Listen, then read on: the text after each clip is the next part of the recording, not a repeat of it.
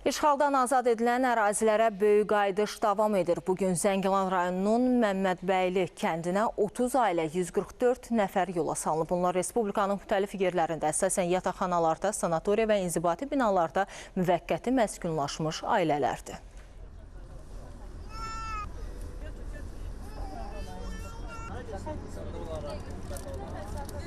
O 30 ildir bu yolu, bu həsrətlə biz yaşayırdıq ki, ha vaxtsa qayıdacağıq öz dövlətimizə, öz kəndimizə. Allah bu hissi bizə yaşadan prezidentimizə can sağlığı versin, uzun ömür versin. Allah şəhidlərimizə rəhmət eləsin, qazilərimizə can sağlığı versin. Mən bura gələndə mənim 3 yaşım vardı, 93-də qaçqın düşmüşük. Hal-hazırda 2025-dir, indi qayıdırıq öz torpaqlarımıza. Oradan gələndə 4 nəfərlə gəlmişdik. İndi inşallah ailəvi şəkildə qayıdırıq. Mənim özümün 3 uşağım var. Prezidentimizə uzun ömür, can sağlığı versin. Bu günləri bizə yaşatdılar. Torpağımıza gedirik, sevinə-sevinə gedirik. Ağlaya-ağlaya gəlmişdik, sevinə-sevinə gedirik. Gözəl-gözəl evlər tikiblər bizə.